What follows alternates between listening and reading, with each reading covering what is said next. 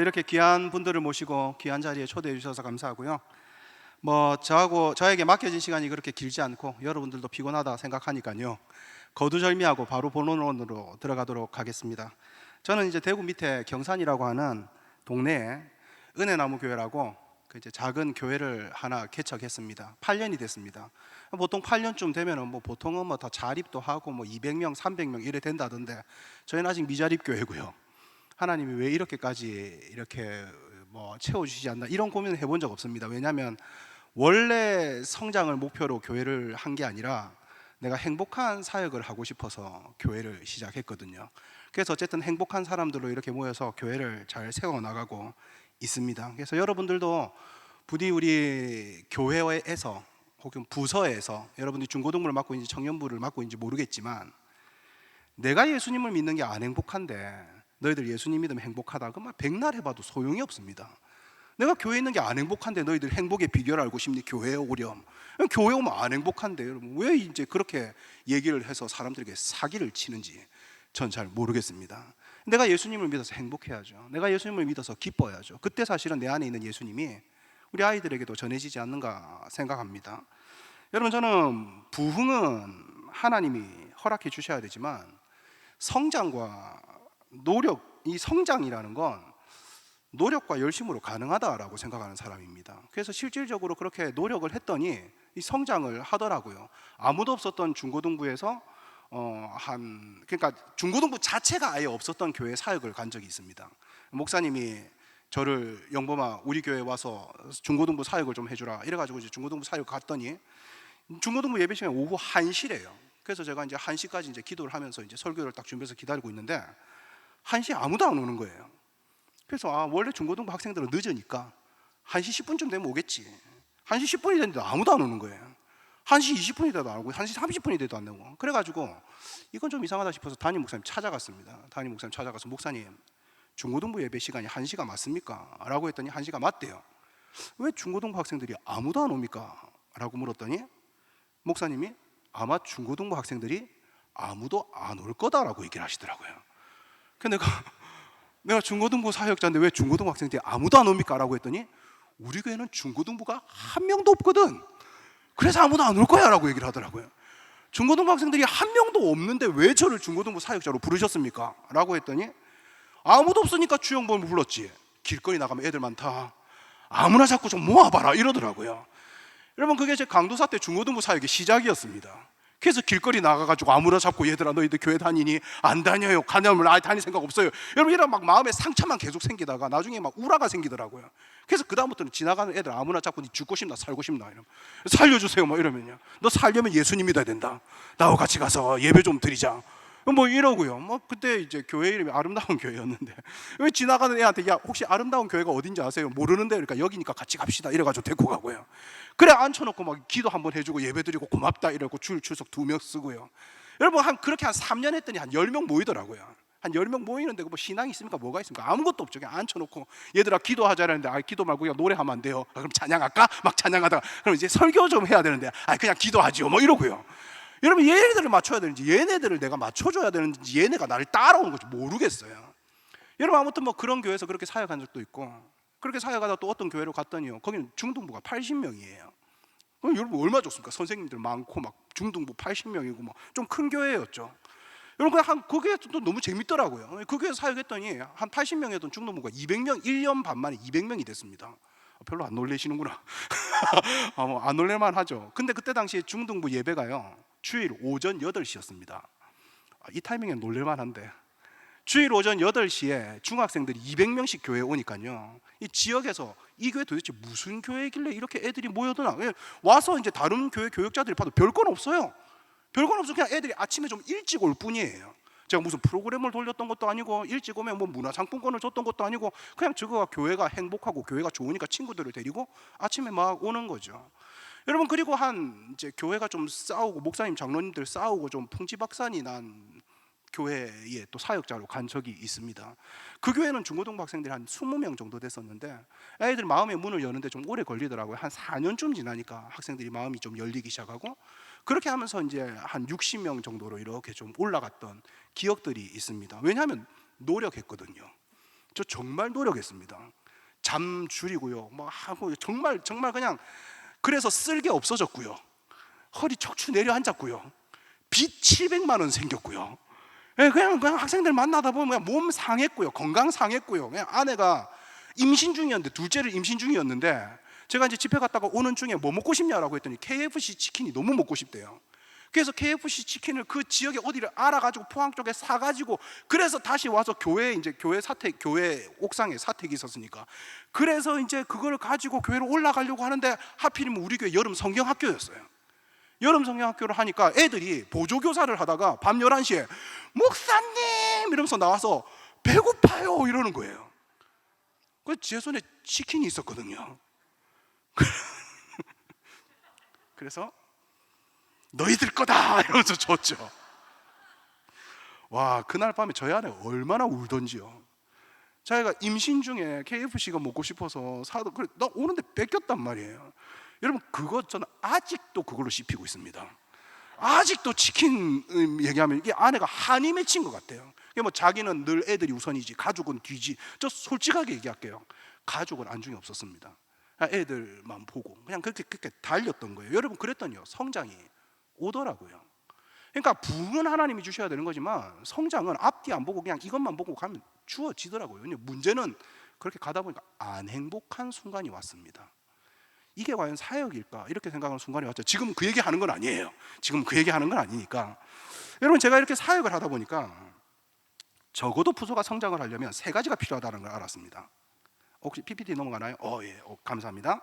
적어도 세 가지가 있다는 걸 알았습니다. 하나는 뭐냐면 케미고요, 하나는 자원이고, 또 하나는 시기입니다. 이 세 가지가 잘 맞아야 돼요. 이 케미는 뭐냐면, 우리 이제 뭐 케미가 좋다 뭐 이러잖아요. 관계가 좋다, 아니면 뭐 이렇게 두 사람이 만났을 때 화학적 반응이 좋다, 야 시너지가 오른다 뭐 이런 뜻인데, 제 생각엔요, 담임 교역자하고 담당 교역자하고요 사이가 좋아야 부서가 성장합니다. 부서 열심히 성장시키려고 해도 담임 목사님 별로 관심도 없고, 야 부서에 뭐 그렇게 열심히 해, 교구 열심히 해, 여러분 이렇게 얘기하면요 갑자기 하고 싶은 마음이 뚝 떨어져요. 저도 사실은 이제 교구와 이제 교육부서를 같이 맡았었거든요. 제 마음은 중고등부 학생들한테 있으니까 중고등부를 열심히 하면 중고등부 학생들이 쭉 성장을 해요. 문제는 교회는 성장을 하지 않아요.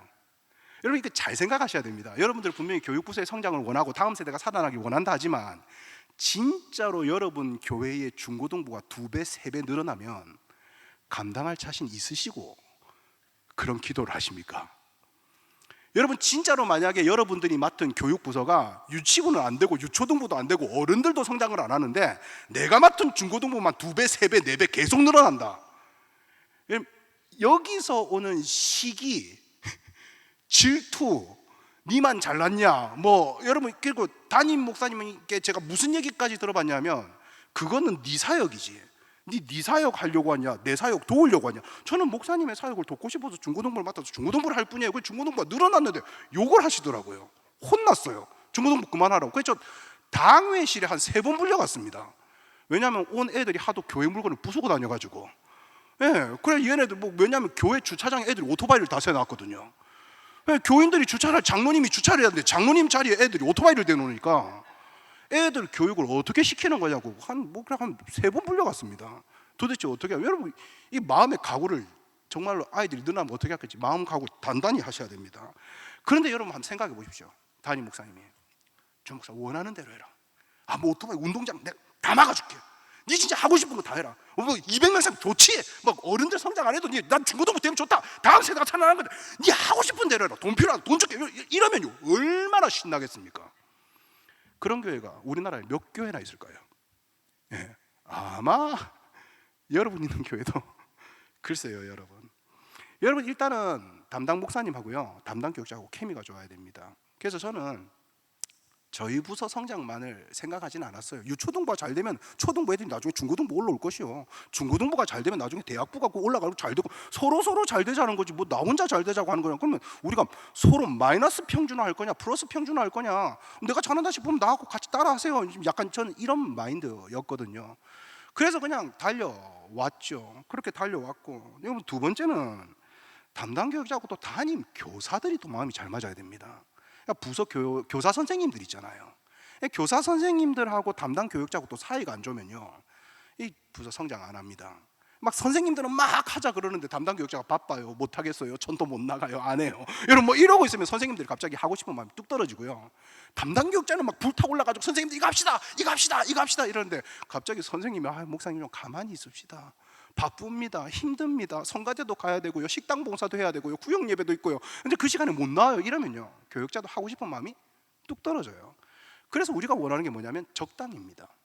성장도 적당히 했으면 좋겠고요, 사역도 적당히 했으면 좋겠고요, 선생님들도 적당히 일 시켰으면 좋겠고, 뭐 설교도 그냥 못하는 것보다는 그냥 잘하는 걸 바라지도 않을 테니까 적당히, 애들도 찬양도 좀 적당히 해줬으면 좋겠다. 여러분, 그러니까 교회는 계속해서, 아이들도 계속해서 적당히에 머물고 있는 거 아닌가라고 저는 생각을 합니다.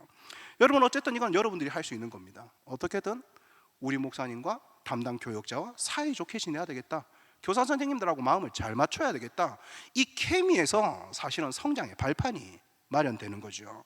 여러분, 두 번째가 뭐냐면 자원입니다. 하나는 인적 자원이고 하나는 물적 자원이지요. 여러분, 자원이라고 하면 당연히 저도 인원 많았으면 좋겠습니다. 교사 선생님들 많았으면 좋겠어요. 근데 뭐 여기 계신 선생님들이나 혹시 교육자분들 아시겠지만 연말 되면 교육자 수급한다고 5만 대 뛰어다니면서 집사님 교사 한 번만 해주세요, 집사님 교사 한 번만 해주세요, 집사님. 물론 뭐 인원이 차고 넘치는, 모르겠어요, 세계로교회는 인원이 되게 차고 넘칠 것 같은데 이런 교회에서는 뭐 인원 수급에 큰 어려움이 있겠습니까? 그런데 보통 일반적인 교회들이 이분이 성가대도 하시고, 이분이 중고등부도 하시고, 이분이 구역장도 하시고, 이분이 뭐도 하시고 찬양팀도 하시고 다 하시는 분이니까 한 분만 계속 바라보고 있는 거죠. 인원 수급이 안 되는 겁니다. 청년들은 뭐 한 기타 칠 줄 아는 청년 있다 싶으면은 우리 부서에 데려다 찬양 인도시키고 싶고, 드럼 치는 청년 있다 싶으면은 드럼을 잘 못 쳐도 일단 앉아 있어라 라고 얘기를 하고 싶고, 여러분 그러다 보니까 뭐 청년들은 일에 지쳐가지고 내가 뭐 교회 떠나고 싶어요, 이런 일들 하고, 어떻게 보면 인적 자원이 고갈되면 사실은 성장이 더뎌지거나 멈추는 것 맞습니다. 또 하나는 뭐냐면 물적 자원입니다. 물적 자원이라고 하면 예산이에요. 예산이요. 한국복음주의 신학회가 다음 세대 살리기 특집으로 기획한 정기 논문 발표가 있었는데 제가 하나하나 잘 읽어봤어요. 평균적으로 교회들이 전체 예산의 1년 전체 예산의 5%를 가지고 교육부서가 나눠서 쓴답니다. 그러니까 5%를 가지고 유치부, 유년부, 초등부, 중고등부, 청년부까지 나눠 쓰는 거예요. 그럼 이 말은 무슨 말이냐면 전체 예산의 1%씩 가지고 교육부서가 쓴다라는 말이죠. 여러분, 그래서 여러분들이 뭐 수련회를 해본 적도 있을 것이고 중고등부 행사를 해본 적도 있을 거예요. 늘 고민이 뭐냐면 돈 없답니다. 예산이 없답니다. 근데 실질적으로 성장하는 교회들을 봤더니 성장하는 교회들은 적어도 1년 예산의 20%를 교육부서가 쓰더라는 겁니다. 그래도 지역에서 좀 유명하고 다음 세대를 잘한다라고 신문에 나는 그런 교회들을 보면 전체 예산의 30% 정도를 교육 예산에 써요. 여러분, 그러니 이거 당연한 겁니다. 저도 중고등부를 맡은 적이 있지만 중고등부 학생들이 왔을 때 간식이 1,000원짜리가 나갔단 말이에요. 20명일 때 1,000원짜리가 나갔어요. 그러면 학생들이 20명에서 60명이 되었으면 1년 예산을 3배로 늘려줘야 될 거 아니에요. 근데 교회는 힘들어요. 동결이에요. 20명일 때도 동결이고 40명일 때도 동결이고 60명일 때도 동결입니다. 그러면 당연히 1,000원짜리 만두를 먹다가 아이들이 늘어나기 시작하니까 갑자기 간식이라고 추파춥스를 주는 거죠. 여러분, 물론 여자분들 중고등학생들 알죠? 추파춥스 같은 거 저도 안 먹습니다. 요새 애들은 사탕 같은 거 먹으러 교회 오는 애들이 아니니까요. 근데 학생들은 본능적으로 압니다. 아, 친구들을 데리고 오면 데리고 올수록 내가 먹는 간식의 질이 떨어지는구나. 아, 학생들이 수련회를 많이 가면 많이 갈수록 수련회 밥의 퀄리티가 떨어지는구나. 왜냐하면 당연히 예산이 채워지지 않으니까요. 그러면 거기서 학생들도 더 이상 움직이기 싫어지고요, 교육자도 더 이상 움직이기 싫어집니다. 여러분 다들 교육자는 아니시겠지만 사실은 우리끼리 하는 말이 있어요. 주는 만큼 하자, 뭐 이런 거예요. 예. 여러분, 교육자를 정말 열심히 사역하고 싶으면 연봉 한 5천에서 1억 줘 보십시오. 정말 열심히 할 겁니다. 아니, 교육자 사명을 가지고 해야죠. 사명감을 갖고 해야지. 여러분, 그 사명감 가지고 하다가 전부 다 지쳐 떨어진 거 아닙니까? 여러분 사실은 뭔가 채워져야 또 뭐 어떻게 움직이고 할 거 아니에요. 여러분 사실은 우리는 이 물적 자원은 지원해 주지 않고 성장을 해내라고, 뭐 마른 오징어도 쥐어짜면 뭐 물이 나온다고 그러면서 계속 쥐어짜고 있는 거죠. 여러분 사실은 그런 거에서는요 건강한 성장이 나올 수가 없어요. 만약에 예산에 대한 결정권이 좀 있으신 분이 이 안에 있다면 교회 예산 짜실 때 물론 20% 30% 갑자기 올리시면 안 됩니다. 교회가 힘들어져요.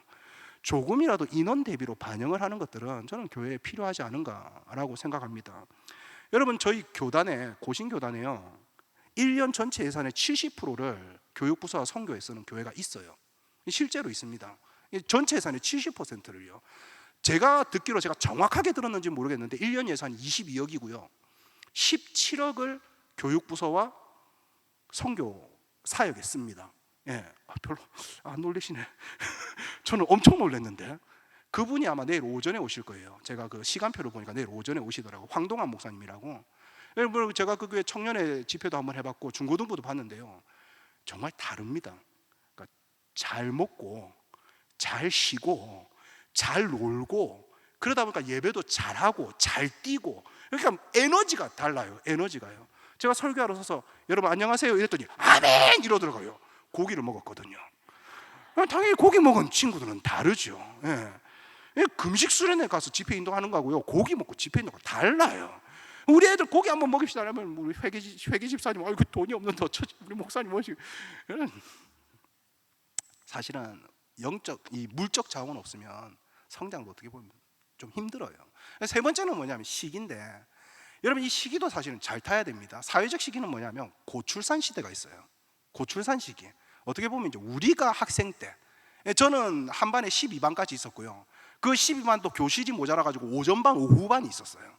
그래서 오전만 하면 빨리 오후반 수업을 들어야 되기 때문에 빨리 비켜줘야 되는데 그때 되면 신발 없어지고 막 이랬던 기억이 있습니다. 그래서 뭐 이제 동네에 북치고 다니면 유초등부 애들 다 몰려오고, 그래서 그때는 교회마다 유치부, 유초등부, 막 중고등부가 넘쳐날 때가 있었어요. 왜냐하면 고출산 시대였거든요. 근데 지금은 아시다시피 저출산 시대 아닙니까? 아이들을 찾으려고 해도 찾을 수 없는, 물론 뭐 길거리 나가면 아이들이 있긴 하지만 여러분 이건 교회만의 문제는 아니에요. 지금 대학들도 난리 아닙니까? 고등학교들도 난리 아니, 사립고등학교 학생들이 없어가지고 난리 아닙니까? 여러분 지금 대학교에서는 대학교 교수님들이요 이제는 내 교수네 이러고 있으면 안 됩니다. 교수님들이 뭐 이상한 뭐 쫄쫄이 같은 옷 입고 나와가지고 막 뭐 반짝이 같은 거 달고 아이돌 춤추고 그래요. 제발 우리 학교 좀 와달라고. 막 학장들이 나와가지고 막 총장이 나와가지고 막 제발 좀 해달라고 막 춤추고 그래요. 여러분 근데 교회는, 중고등부는, 다음 세대는 교역자가 알아서 하는 거고 우리 장로님들하고 우리 목사님들은 얼마나 거룩하신지. 여러분 지금 대학도 다 길거리에 나가가지고 어떻게든 이 없는 인원에 데리고 오려고 난리인데, 우리는 교회는 너무 그냥 기도하다 보면 올 것이다라고 생각하는 안일한 마음을 가지고 있다라는 것이죠. 여러분 시기도 잘 타야 되고 또 하나는 뭐냐면 사회적 시기도 잘 타야 되지만 교회적 성장기를 잘 타면 좋습니다. 이 말은 무슨 말이냐면 교회가 성장하면요 중고등부는 가만히 있어도 성장합니다. 왜냐하면 교회 담임 목사님이 잘하시거나 교회 뭐 하여튼 소문이 좋게 나거나 막 아니면 신도시가 들어서거나 이래가지고 이 교회로 사람들이 모이기 시작하면요 어차피 부모님들이 오실 때 그 집 애들은 따라오게 돼 있거든요. 그러다 보면은 중고등부가 성장하게 되는 거죠. 여러분 저는 사실은 중고등부가 성장했다라는 교회들은 대부분 돌아보면 그 교회의 중고등부 담당 교역자들이 잘했다라기보다는 그 교회 담임 목사님이 잘하셔서 중고등부가 성장하는 경우가 많아요. 그리고 열심히 하시는 담임 목사님 밑에서는요 교역자가 흔히 말하는 농땡이를 피울 수가 없습니다. 담임 목사님이 야 이거 어떻게 됐어? 이거 챙겼어? 이거 했어? 이거 해야지 이러면 막 피곤해가지고 다크서클이 여기까지 내려와도요 합니다. 실수가 없거든요. 여러분 그러니까 교회적 성장기를 타면 교육부서도 함께 성장할 수 있는 거죠. 출산율이 높은 사회는 당연히 오는 학생들이 늘어날 것이고 교회의 성장 시기에는 아무래도 뭐 교육부서가 계속해서 성장해 나가지 않겠습니까? 여러분들이 이제 많은 세미나를 다녔을 거라고 생각합니다. 저도 사실은 교회가 어떻게 했으면 좋을까 이런 생각 속에 많은 세미나를 다니지만 대부분 세미나에 오시는 강사분들이 제가 볼 때입니다. 이것들을 대부분 갖춘 교회의 사역자들이에요. 대부분. 그러니까 공간도 넓고요, 인원도 많고요, 그리고 재정도 좀 빵빵하게 밀어주고요, 담임 목사님 마인드도 되게 건전해요.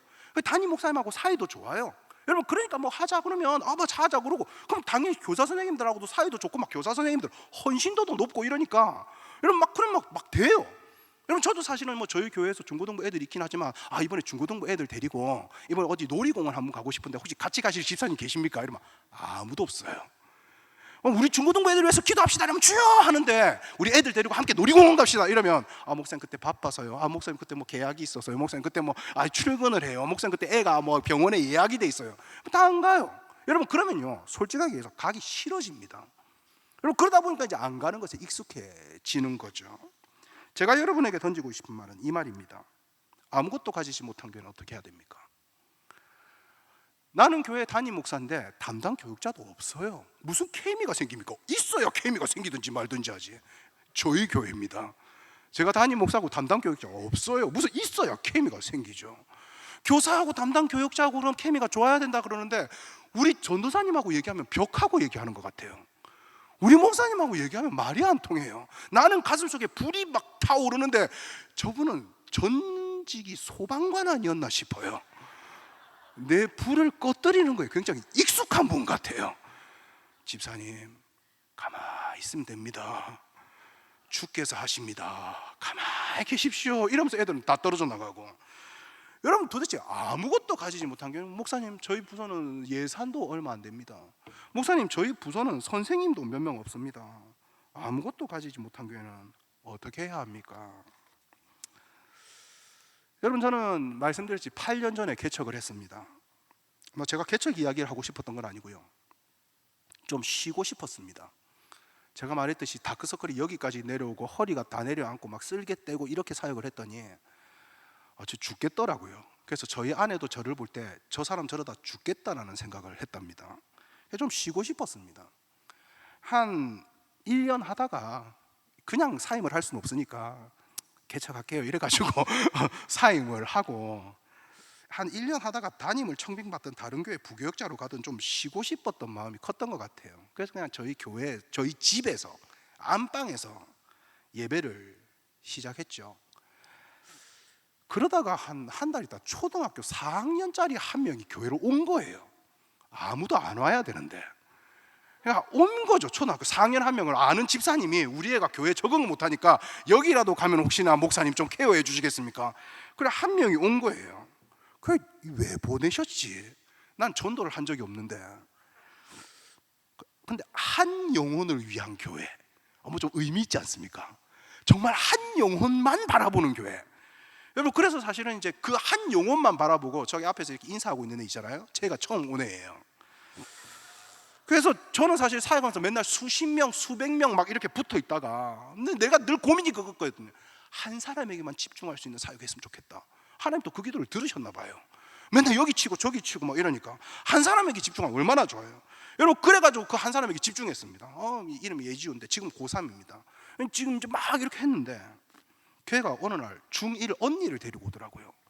우리 게 너무 좋다, 우리 게 너무 행복하다, 목사님 너무 웃긴다, 목사님 재밌고 막 성경 배우고. 얘가 잠을 잘 때 제 설교를 들으면서 잔대요.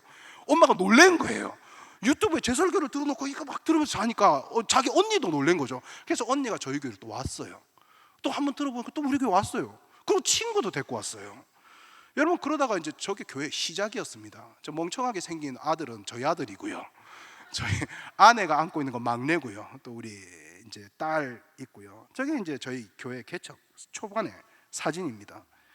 여러분, 저게 뭐 인적 자원이 있습니까? 저게 무슨 물적 자원이 있습니까? 뭐가 있습니까? 아무것도 없잖아요. 제가 이미 셋이나 낳았는데 출산을 합니까?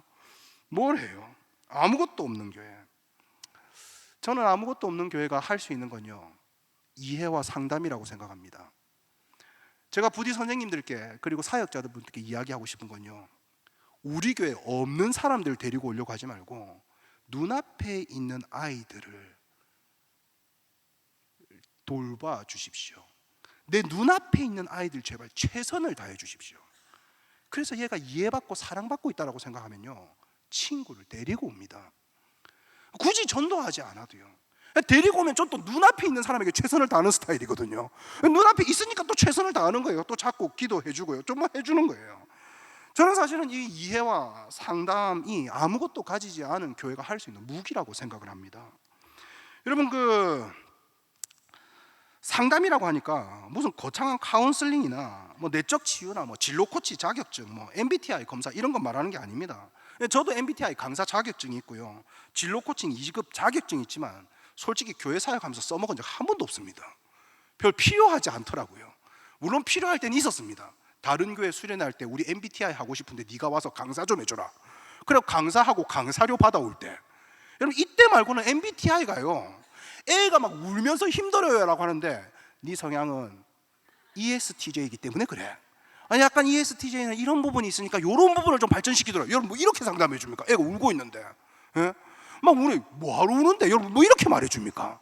나는 ISTJ라서 지금 네가 왜 울고 있는지 이해할 수 없어. 그게 뭐 힘들다고 울고 있어. 네보다 더 힘든 애들 더 많은데. 뭐 이렇게 상담. MBTI 아무 소용 없습니다. 배워봤자 뭐 합니까? 여러분 작은 교회는요, 대형 교회가 하지 못하는 것에 관심을 가지고 강점을 발휘해야 합니다. 집중입니다. 여러분 저는 작은 교회가 가진 힘이라면 집중할 수 있는 것. 여러분 제가 200명인 중등부 애들은요, 내가 얘가 뭐가 힘든지 뭐가 아픈지 몰랐어요. 왜냐하면 그 사역자의 캐릭터가 있거든요. 사역자의 캐릭터는 0명부터 50명까지는 저는 그렇게 생각합니다. 아버지의 마음을 가져야 돼요. 그래서 여러분들 뭐 대부분 중고등부 애들이 한 20명 미만인 교회들이 많겠지만 아버지의 마음을 가지자면 얘는 사랑이 안 됩니다. 그래서 아버지의 마음을 가져야 되고 50명에서 100명 정도 되는 중고등부학교 행정가여야 됩니다. 행정적으로 처리를 잘해야 돼요. 그래서 애들이 불공평하다라고 여기지 않도록. 근데 이제 중고등부 학생들이 100명쯤 넘어간다 이러면 그때부터 리더여야 됩니다. 리더는 카리스마가 있어야 되고요, 옳고 그름을 분별하고요, 떨쳐낼 애들은 좀 떨쳐내야 됩니다. 이게 리더의 역할이죠. 저는 아직 아버지의 마음을 가지고 있어요. 그래서 미칠 것 같습니다. 아버지는 다 참아야 되잖아요. 우리 지금 부산 지역에 중고등부를 가진 교회가, 중고등부 부서가 존재하고 있는 교회가요, 중고등부 부서가 없는 교회가 60%입니다. 이건 이제 이번 주에 SFG 간사님하고 얘기하다가 들었는데, 이번에 이제 교세 파악하고 나서 우리 교단에 중고등부 부서가 사라진 교회가 60%. 그래도 여러분들 교회는 중고등부 부서가 아직 있지 않습니까? 여러분 그러면 희망이 있는 겁니다. 그래서 우리가 사역의 방향을 이제는 중고등부 부서 뭡니까? 이렇게 존속? 부활? 이런 걸로 사역 방향을 바꿔야 되나? 이런 마음 할 줄로. 그리고 중고등부가 존재하는 40%의 교회에도 상위 10%를 빼면 30%는요 중고등부 학생들이 20명 미만입니다. 20명 미만 교회가요, 제가 표현이 죄송합니다만 뭐 하기에 더럽게 힘든 인원입니다. 차라리 100명이 넘어버리면 이 시너지가 있어요. 뭐 하다못해 뭘 하자 그래도 20명, 30명은 모이니까 막 하고 싶은 애들이 모이니까 돼요. 근데 20명 이하의 교회는 이거 하자 그러면 애들 표정 자체가요, 왜요? 뭐 하러요? 안 오면 안 돼요? 안 하면 안 돼요? 하기 싫은데요? 한 100명 넘는 교회들은 수련회 가도 앞에서 막 이러고 있어요. 그럼 그거 보기만 해도 뿌듯해요, 교사로서. 근데 한 20명 미만의 교회들, 10명 정도 되는 교회들, 여러분도 수련 데리고 가서 알잖아요. 구석에 이렇게 앉아가지고 너희도 찬양 좀 하렴. 그래 중고등부 수련에서 은혜 받는 사람들은 중고등부 교사들밖에 없어요. 애들 옆에서 하도 열심히 박수 친다고 애들은 가만히 이렇게 있는데, 여러분 그러다 보니까 막 힘이 떨어지죠. 내가 나이가 들어가지고 얘네들하고 마음을 못 맞추는 거 아닌가, 얘네들이 나를 힘들어하진 않을까, 내가 올해만 하고 교사를 그만둬야 되겠다, 올해만 하고 중고등부에서 차라리 유초등부로 가야 되겠다, 내가 이제 유치부 담당해달라 해야 되겠다, 여러분 이러면서요 중고등부가 계속해서 이제 외면받는 시대가 된 거죠. 여러분 솔직하게 한번 이야기해 봅시다. 중고등부 애들이 사랑스럽습니까? 어떤 분들은 중고등부 애들을 보면 사랑스러워 죽겠다 그러는데, 전 솔직하게요, 전 중고등부 애들 보면 미워 죽겠습니다. 저는 이것들을 어떻게 하지라는 마음이 계속해서 오니까, 그러니까 기대를 하지 말아야 되는데 기대를 하는 거예요. 그러니까 애들을 보면 저는 미워 죽겠어요. 그러니까 미워 죽겠으니까 계속 연락도 하고 뭐도 하고 막 이렇게 되는 거예요. 저는 정말 중고등부 애들은 너무 사랑스러워. 애들 너무 이쁘지 않아? 이쁜 짓을 할 때는 예뻐요. 그리고 한 10명 있으면 한 명은 예뻐요. 근데 우리가 한 명만 할 수는 8, 9명 그 대다수. 저는 늘 예수님의 마음을 배우라라는 초청장으로 인식합니다. 얘를 딱 보면서 주님이 또 주님 마음을 배우라고 초청장을 보내셨구나. 여러분, 이러면서 그냥 아버지의 마음을 배워가는 도구, 이 정도로 학생들 인식하지, 와 우리 학생들 많이 왔으면 좋겠다, 우리 교회에 막 중고등부 학생들이 가득 찼으면 좋겠다. 죄송합니다만 가득 차면 저희 교회는 망합니다. 애들이 먹어 치우는 것들, 애들이 부수는 것들, 애들이 어지럽히는 것들, 여러분 이제 이런 각오가 되어 있어야 된다는 거죠. 그래서 저는 늘 선생님들한테 했던 말이 이거예요. 각오합시다. 힘들 거 각오합시다. 어려울 거 각오합시다. 우리가 뭐 좋은 일이 생길 거라고 교사합니까? 아니지 않습니까? 우리 각오하고 합시다. 분명히 올해 중고등부 하면 힘든 일 많이 생길 겁니다. 어려운 일 많이 생길 겁니다. 경찰서 찾아갈 일 많이 생길 거고, 애들 돈 없다고 내 지갑 비울 일 많이 생길 겁니다. 힘들 거 각오합시다. 여러분, 그래서 저의 사역의 목적은 하나입니다. 교회 잘 다니는 아이들 만들지 말고 예수님 제대로 믿는 아이들 만듭시다. 그게 사역자가 해야 될 역할입니다. 교회 애들 많이 차면 뭐합니까? 예수님 믿는 애들이 하나도 없으면 무슨 의미가 있습니까? 우리는 교회 잘 다니는 아이들 만드는 게 아니라 예수님 제대로 믿는 사람들을 만드는 것이 사역의 방향입니다. 여러분, 그래서 저는 아이들 만나면 이러면, 목사님 오늘 교회 안 나와서 미안해요, 목사님 오늘 늦잠 자가지고 교회 못 왔어요. 늦잠 자도 된다. 네가 몸이 약해가지고 교회 못 나와도 된다. 대신에 예수님은 제대로 믿어야 된다. 네 교회 안 나와도 된다. 가까운 교회 가도 된다. 대신에 예수님은 똑바로 믿어야 된다. 예수님은 정확하게 믿어야 된다. 예수님은 제대로 믿어야 된다. 나는 목사님 싫어요. 네 목사님 싫어도 괜찮다. 나도 네 싫다. 대신에 네 예수님은 제대로 믿어야 된다. 목사님 싫어해도 되니까 우리 예수님은 똑바로 믿자. 예수님 제대로 믿자. 여러분, 저는 모든 상담과 모든 이해의 결과는 이겁니다. 예수님을 믿게 하기 위한 발로구나. 나도 예수님을 제대로 믿으라고 하나님이 이 숙제를 주신 거고, 너도 예수님을 제대로 믿으라고 하나님이 너한테 이런 어려움을 주신 거 아니겠나. 우리 함께 기도하며 이겨내 보자. 여러분, 참 제가 이번 주에 재밌는 일이 있었습니다. 제가 예전에 가르쳤던 학생이었죠. 제가 예전에 가르쳤던 고등학생이었는데 지금은 청년이 되었고 결혼을 했고 애엄마가 되었어요.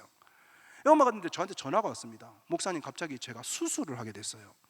그래서 10시에 수술이 잡혀있는데 9시에 전화가 온 거예요. 기도 좀 해주세요.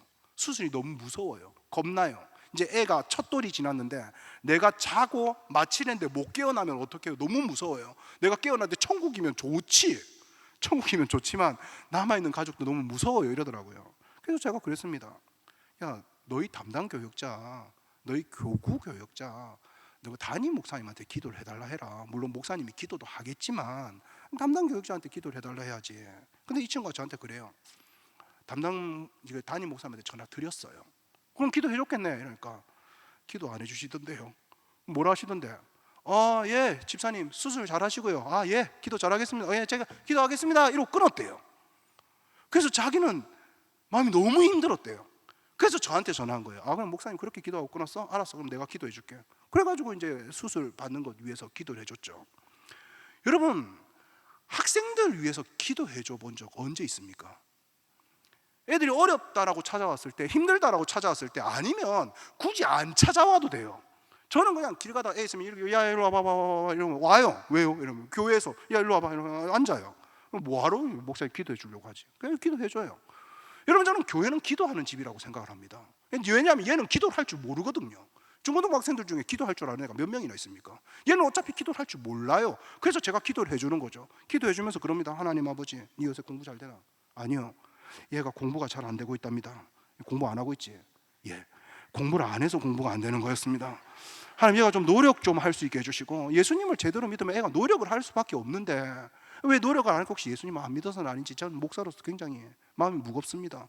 주님 얘 사랑하시죠? 하나님 네 사랑한다는 거 알지? 예, 그래 하나님 얘 사랑하시는데 제발 예수님을 믿는 마음으로 좀 잘 이겨내게 해주십시오. 여러분, 그렇게 기도해 줍니다. 그냥 기도해 주고 나서 야 좋지? 여러분, 예. 여러분, 그냥 그게 그냥 익숙해졌어요. 여러분, 저는 그냥 지금도 주일날 예배를 드리고 나면 저는 이제 뭐 중고등부 교육자가 따로 없기 때문에 중고등부 예배가 따로 있지도 않습니다. 중고등부 예배가 이제 모든 어른들 통합 예배가 마치고 나면 어른들, 지금 나이가 제일 많으신 분이 61세시고 나이가 제일 어린 성도님이 돌 지났습니다. 한 사람씩, 매주 한 사람씩 제 방에 부릅니다. 매주 그냥 예배 마치면 한 사람 저 방에 오십시오. 기도해줘요. 힘든 거 없습니까? 어려운 거 없습니까? 여러분, 그러다 보면 정보가 공유가 되거든요. 정보가 공유가 되면 이제는 이분이 어떻게 살고 있는지 나는 훤합니다. 작은 교회가 할 수 있는 강점이에요. 여러분, 그렇게 하다 보면 이제 계속해서 자기가 로테이션 돌아가다 보면은 뭐 기도 수첩에 이분의 기도 제목이 이만큼 적혀 있고, 애들 무슨 일이 있으면, 아니면 뭐 성도님들이 무슨 일이 있으면 목사님 기도해 주세요. 기도해 주고요. 기도의 끝은 늘 똑같습니다. 집사님, 예수님 제대로 믿어야 되는 거 아시죠? 예. 얘들아, 시험 기간이지. 예. 예수님 제대로 믿어야 되는 거 알지? 예. 예수님 믿으면서 시험 치자. 여러분, 저는 어떻게든 교회가 예수님을 제대로 믿게 하는 것, 거기에 우리의 모든 사역에 집중도가 있어야 되지 않는가라고 생각을 합니다. 여러분, 그런데 우리 중고등학생들을 이해하려면요, 중고등부 학생들을 이해하려면 요 정도는 이해해 주셨으면 좋겠습니다. 우리 학생들이 주로 그렇잖아요. 뭐 비대하거나 침묵하거나. 학생들 아무나 잡고 야, 잘 지냈어? 저는 그 얘기를 왜 묻는지 모르겠는데, 야, 일주일 동안 잘 지냈니? 그러면 학생들이 뭐라고 합니까? 아니요 라고 얘기합니까? 그렇지 않습니다. 얼마나 착한 애들인데요. 일주일 동안 잘 지냈니? 예. 그럼 우리 또 거기서 그치면 될 텐데 거기서 그치지 않죠. 일주일 동안 어떻게 지냈는데? 라고 물어요. 그럼 우리 학생들은 당연히 대답하죠. 그냥요. 그러면 아, 너는 잘 그냥 지냈구나. 예. 여러분, 그게 무슨 대화입니까? 이게 뭐 잘 지낸 걸 확인한 것도 아니고. 여러분, 근데 저도 한번 묻고 싶어요. 만약에 일주일 동안 잘 지냈니라고 물었을 때 애가 아, 목사님, 월요일에는 이런 일이 있었고요, 화요일에는 이런 일이 있었어요, 수요일에는 급식을 먹다가 이런 친구하고 이랬는데 목요일쯤에는 아 무슨, 여러분 이러면 그거 토요일까지 듣고 있을 마음은 있습니까? 없잖아요. 어차피 월요일부터 주일까지 듣고 싶은 마음도 없으면서 일주일 동안 어떻게 지냈니? 결국 거기서 들어올 때만 잘밖에 없는데. 여러분, 그런데 여기 학생들은 이제 결국은 답은 정해져 있으니까 당신들은 대답만 하라라는 거죠. 어차피 목사님도 내가 어떻게 사는지 별 관심 없잖아요. 그러니까 목사님이 원하시는 대답을 해드릴게요. 그냥 잘 지냈어요. 그냥 지냈어요. 근데 이 학생들이 정말 잘 지냈을까? 이 학생들이 정말 그냥 지냈을까? 아니거든요. 저는 사실은 이제 학생들을 만나면 이 학생의 친구가 누군지, 제일 친한 애가 누군지, 누구하고 싸웠는지, 얘가 사귀는 여자애가 누군지, 이름이 뭔지, 성적이 어느 정도 되는지 저희 교회 애들은 다 압니다. 사귀다가 헤어졌는지 계속 사귀고 있는지. 왜냐하면 저가 다 얘기를 하거든요. 그러니까 일주일 동안 잘 지냈니라고 물을 필요가 없어요. 야, 깨진 거 어떻게 됐노? 그럼 또 애가 막 목사님이 막 얘기를 하고요. 그 중고등부 애들 모아놓으면 저거가 막 서로 얘기하려고 난리예요. 뭐 내가 얘기하려면 야 조용해. 야 우리 성용바자 이런 뭐 얘가 그만해. 얘가 그만해. 여러분, 그러다 보면 시간이 어느덧 다 가 있어요. 서로 말하려고 하는 교회. 중고등부 애들은 절대로, 여러분 아시죠? 조용하지 않습니다. 중고등부 애들은 절대로 침묵하는 애들이 아니에요. 우리 교회 애들은 목사님 워낙 반응이 없어요. 아니에요. 당신이 거기 계셔서 조용해진 거예요. 저기 막 떠들다가 목사님이 딱 들어가서 조용해진 거예요. 예. 저것끼리 막 재밌게 막 놀다가 그냥 어른이 딱 들어오는 순간 애들은 그냥 조용해지는 거예요. 그게 막 애들 문제라고 생각하지 마십시오. 우리의 문제입니다. 정보를 모르는, 정보가 공유되지 않는 사람이 들어와서 문제지요. 여러분, 우리가 여기서 제가 그래도 뭔가를 하나 던져줘야 되니까요, 우리 10대들의 자아중심성을 좀 이해할 필요가 있는데, 자아중심성은 상상 속 청중과 개인적 우화라는 겁니다. 학생들은 어떤 사람들이 다 나기를 보고 있다라고 생각합니다. 상상 속 청중이라는 건데, 이 상상 속 청중을 이해하려면 한때 학생들이 잘 입고 다녔던 잠바를 보시면 됩니다. 노스페이스라는 잠바죠. 그러니까 등산복이었는데 외국 사람들이 우리나라에 오면 놀랬다 그러잖아요. 이 나라는 등산에 미친 나라구나. 고등학생들이 전부 다 고가의 노스페이스 잠바를 입고 다니니까. 두 번째 놀란 게 산에 가면 학생들이 아무도 없으니까 또 놀랬다 그러죠. 여러분, 어쨌든 그때는 노스페이스를 입지 않으면 애들이 적응을 못하는 거예요. 그래서 엄마가 엄마 나도 노스페이스 사줘, 노스페이스 사줘 이러면 엄마가 어디 가가지고 똑같은 오리털 팍하니까 노스페이스가 아니라 뭐 이상한 뭐예요, 뭐 사우스페이스, 뭐 아니면 예스페이스 뭐 이런 거 사오는 거예요. 여러분, 그러면 사실은 마크가 비슷하게 생겼어요. 어른들이 볼 땐 똑같아요. 애들은요, 이쪽 팔려서 어떻게 입냐? 못 입는다, 안 입는다. 어떻게? 야, 똑같은 거위털이야, 똑같은 오리털이 아무리 얘기해도 이거 절대로 안 입습니다. 왜요? 애들이 다 이것만 볼 거야. 사람들이 다 이것만 보고 날 비웃을 거야. 아무도 안 보는데 다 본다라고. 이게 뭐냐면 상상 속 청중이에요. 개인적 우화는 뭐냐면, 개인적 우화라는 건 나는 다르다라는 겁니다. 나는 다르다. 이게 특별해가 아니라 나는 다르다. 예를 들면 핵폭탄이 터졌어요. 전쟁이 일어났어요. 다 죽어도 나는 살아 있을 것이다 라고 생각하는 게 이게 개인적 우화예요. 세상은 나를 중심으로 돌아가고 있다. 혹여 이제 뭐 예를 들면은 제가 사랑을 해요. 뭐 이제 애들이 막 연애를 한단 말이에요. 교회에서 연애를 하면, 야, 어차피 깨지게 돼 있어. 어차피 깨지게 돼 있으니까 연애하지 말고 썸만 타. 썸 타는 게 제일 좋아. 썸 타다가 끝내 라고 얘기해도 굳이 사귀어요. 목사님, 우리는 달라요. 우리 마음은 달라요. 우리는 끝까지 갈 거예요. 뭘 끝까지 가? 100일도 못 가가지고 헤어지는데. 그러니까 자기의 마음은 다르다라고 생각하는 거예요. 여러분, 이게 뭐냐면 개인적 우화예요. 나의 힘든 건, 야, 다 똑같아. 고3들 다 똑같이 힘들어. 다 대학 때문에 힘들어해.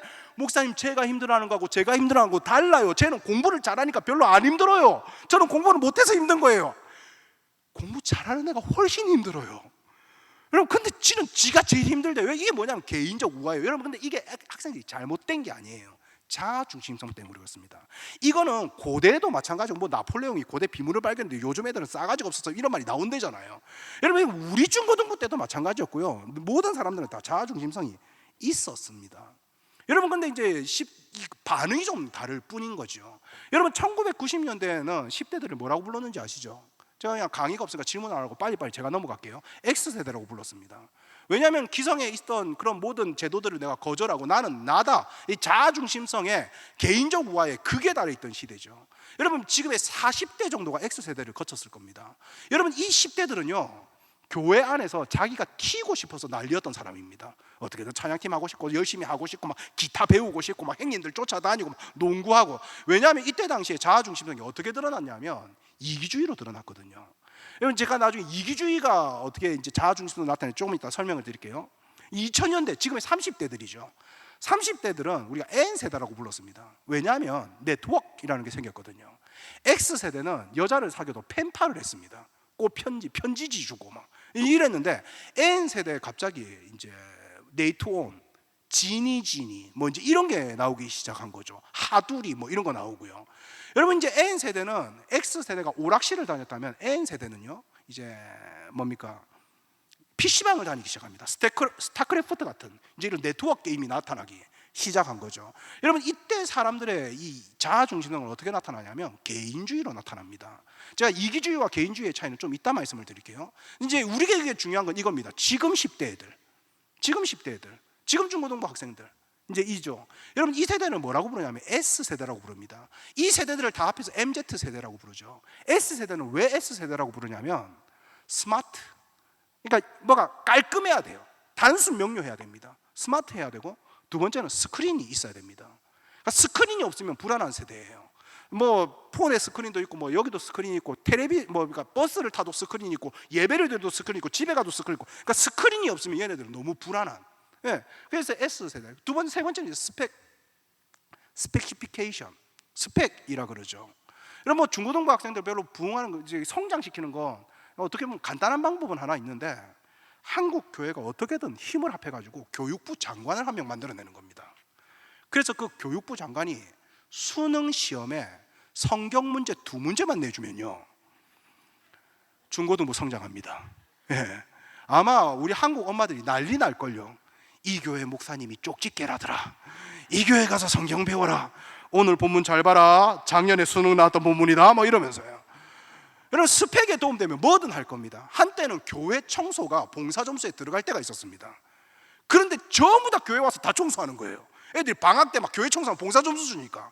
그러니까 이제 교회가, 이제 학교들이 난리가 난 거죠. 교회에서 청소한 걸로 가져오는데 워낙 많으니까 교회 청소는 인정 안 해준다. 그때부터 애들이 교회 청소 아무도 안 하기 시작했습니다. 왜냐하면 봉사 점수에 인정이 안 되니까요. 스펙에 도움이 되면. 근데 교회에 와서 뭐 자기 스펙에 도움이 되는 게 뭐가 있습니까? 여러분, 지금 세대의 아이들은 자아중심이 어떻게 드러나냐면 이렇게 드러납니다. 냉소주의로 드러나요. 그러니까 개인주의와 이기주의와 개인주의와 냉소주의의 특징을 말씀드릴게요. 이기주의는 뭐냐면 사람이 3명 있고 햄버거가 3개 있어요. 이기주의는 내가 3개를 다 먹고 싶은 겁니다. 나는 뚱뚱하고 얘는 말랐고 얘는 배가 안 고프니까 내가 3개를 다 먹을 수 있는 방법이 없을까? 이게 이기주의예요. 그래서 교회 안에 40대들은요 약간 이기적이에요. 막 자기가 제일 잘하는 것처럼 막 이렇게 생각을 해요. 개인주의는 뭐냐면 지금의 30대 정도로 생각하시면 되는데, 사람이 3명 있고 햄버거가 3개 있어요. 그러면 한 사람 앞에 하나씩 먹으면 되겠네. 그래서 전 뚱뚱해요. 내가 다 먹었어요. 근데 얘는 배가 안 고프대요. 남았어요. 그래서 내가 너 햄버거 안 먹어? 이렇게 말하면 개인주의는요 네 거 먹었으면 떨어져. 내가 햄버거를 버리든 먹든 뭐라도 네가 왜 상관인데, 니는 네 갈 길 가세요. 그래서 N세대는 더치페이라는 게 나오기 시작합니다. X세대는 밥 먹으러 가자 이러면 밥 먹으러 가자 한 사람이 주로 돈을 내요. 제가 교회에서 깜짝 놀랐던 게 교회 청년이요, 목사님 밥 먹으러 가요. 이래 알았다. 오이씨 네가 살라는 건데 이러고 갔는데 밥 다 먹고 나서 목사님 12,000원요 이러더라고요. 저 그때 사실 조금 놀랐어요. 아, 이게 세대가 달라지는구나. 여러분들, 냉소주의는 뭐냐면요, 사람이 3명 있어요. 햄버거가 3개 있어요. 얘들아 우리 어떻게 먹을까? 너는 뚱뚱하고 하니까 너는 그럼 2개 먹고 얘는 하나 줄까? 이러면 뚱뚱한 애가요, 뭐 그래 주시면 좋고요 이래요. 그럼 너 2개 다 먹을 수 있겠어? 주면 먹고요. 안 주면 안 먹을 거야? 안 주면 안 먹고요. 하나 먹을래? 하나 주시면 하나 먹고요. 그럼 너 하나도 안 주면 하나도 안 먹을 거네? 하나도 안 주면 하나도 안 먹을게요. 야 그럼 배 안 고파? 배 고픈데요? 그럼 너도 햄버거 먹어야지. 예. 그럼 먹어. 주세요. 약간 이런 거예요. 뭐 어쩌라고? 뭐 어쩌라고요 그러면? 이게 이제 그러니까 막 어른들은 답답한 거예요. 이 중고등부 애들을 보면 막 답답한 거예요. 중고등부 애들, 얘들 얼마나 착한 애들인 줄 압니까? X세대는요 찬양 시간에 일어납시다 이러면 안 일어났어요. 지가 뭔데 날 일어나라 그래. 어디서 후배가 선배 앉아있는데 일어나라고. 내 기분 안 내키면 안 일어났어요. 근데 요즘 중고등부 애들 보세요. 찬양 인도하면서 여러분 우리 다 일어나서 찬양합시다 이러면 다 일어나요. 물론 일어나서 이렇게 있어요. 그냥 일어나서 찬양은 안 해요. 그래서 선생님이 옆에 가가지고 막 박수 막 치면 옆에 계속 이렇게 쳐다보고 있어요. 그럼 인도자가 우리 박수 치면서 합시다 이러면 이렇게 뭐 이러고 있어요. 얼마나 착해요. 시키면 다 하는 애들이에요. 끝났으니까 앉으세요 이러면 앉아요. 여러분 이게 정말 착한 애. 얘들아 막 애들 다 자고 있잖아요. 자지 말고 얘들아 일어나 이러면 일어나요. 물론 다시 자서 그렇지. 정말 착한 애들이에요. X세대에 비하면 얘네들은 정말 착한 애들이에요. 왜냐하면 여러분 우리 앞에 그 하나 보여주세요. 개인주의 성향을 가지는 N세대 부모님들은요 전체주의 교육을 받았어요. 군사주의 교육, 전체주의 교육. 한 명이 잘못하면 단체 기합을 받는. 그러니까 그 교육 안에 반감으로 뭐가 일어났냐면 개인주의가 나타난 거예요. 여러분 지금 냉소적인 아이들, 별로 반응이 없는 아이들의 부모들이 주로 누구냐면 X세대들이에요. 40대들이에요. 흔히 말하는 답정너, 답은 정해져 있으니까 너는 대답만 해. 여러분 이게 뭐냐 하면, 제가 최근에 겪었던 우리 중고등부 애가 그런 일이 있었는데 막 씩씩거리면서 저한테 와서 그래요. 목사님 우리 엄마 이상해요. 뭐가 이상한데? 나 우리 엄마랑 말을 못해요. 대화가 안 통해요. 무슨 일이냐 물었더니 이럽니다. 이번 방학 때 네가 배우고 싶은 거 있으면 뭐든 배우게 해줄 테니까 네 방학 때 배우고 싶은 거 있으면 생각하고 말해라고 했대요. 그래서 애가 자기는 보컬이 너무 배우고 싶었대요. 자기 실용음악 보컬이 너무 배우고 싶어, 노래 잘하고 싶어. 엄마 나 이번에 음악 학원 다니면서 보컬 배우면 안 돼? 라고 했더니 어머니가 보컬? 이래 얘기를 한 거예요. 뭐든 배우게 해준다며. 아니 뭐든 배우긴 해줄 건데 굳이 음악을 지금 배워야 되겠나? 노래를 굳이 지금 배워야 되겠나? 어디 가서 그냥 노래 부르면 되지. 노래방 가서 노래 부르면 되지. 그걸 꼭 돈 주고 배워야 되겠나? 아니 엄마가 배우게 해준다며. 배우긴 해줄 건데 그 말고 엄마가 요 앞에 영어 학원 알아놨다.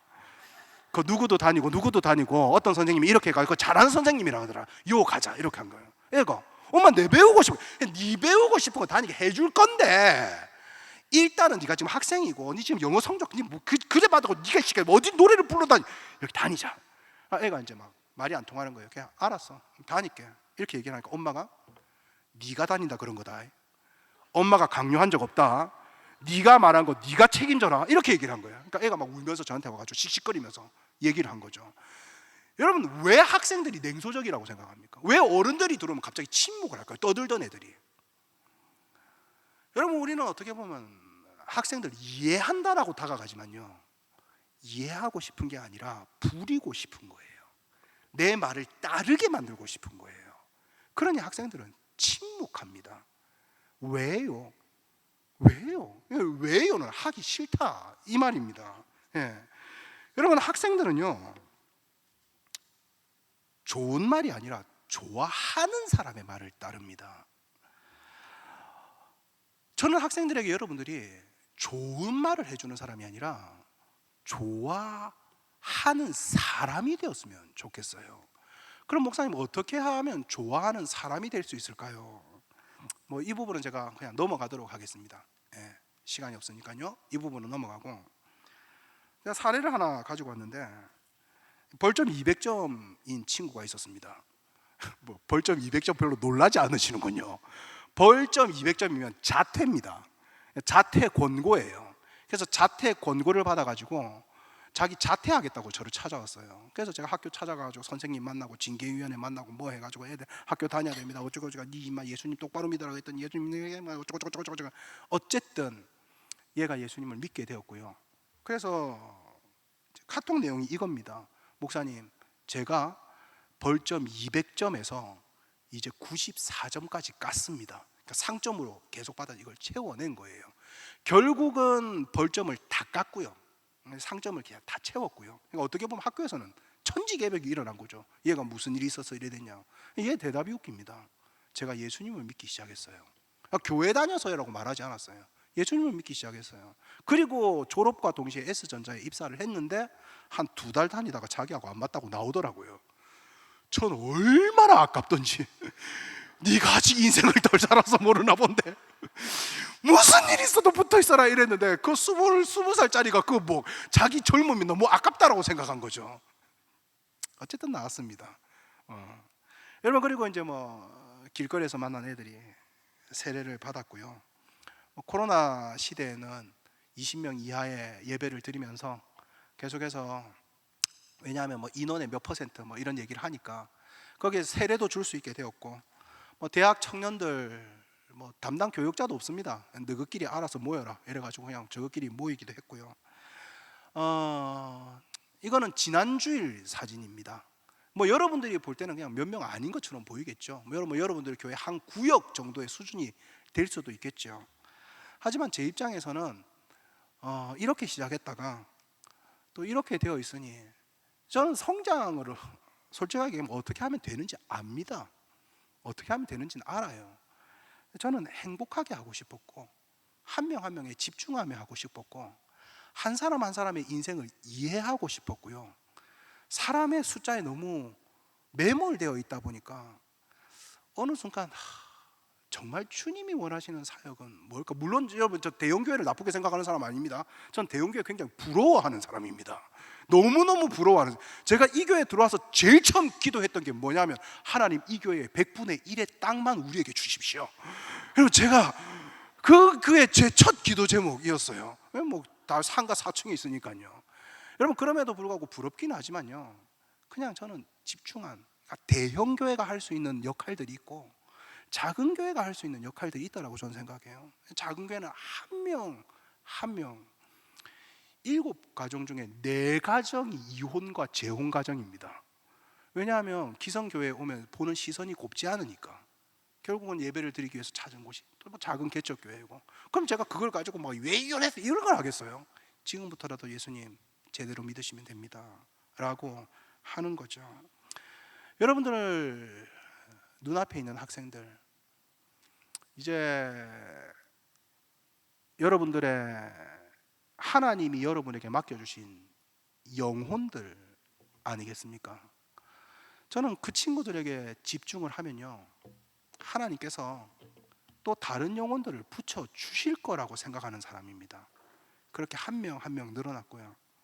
제발 원수처럼 여기지 마시고 미워도 다시 한번 손잡고 기도해 주시고, 여러분 적어도 우리 부서 아이들 이름 정도는 다 알아야 되지 않겠습니까? 모르는 애 있으면 일로 와볼래? 왜, 너 이름이 뭐니? 그럴 거고 잠깐 앉아봐봐. 내가 우리 교회 전도사님인데 네 이름을 아직 모른다. 이름 뭐야? 주영범인데요. 그 영범아, 전도사님하고 기도 한번 하자. 그래서 기도 한번 해주고요. 교회가 뭐 하는 거예요? 기도하는 곳이죠. 여러분, 저는 그러면 그 안에 믿음의 씨앗이 발아한다라고 생각을 하거든요. 제가 준비한 강의는 사실은 더 많지만 시간 관계상 여기서 마무리를 하겠습니다. 한때 거제 섬김의 교회에서 강의를 줘서 강의 시간을 4시간을 주더라고요. 그래서 4시간 동안 열심히 이야기한 적이 있는데 이번에는 45분 주어져서 45분을 끝냈습니다.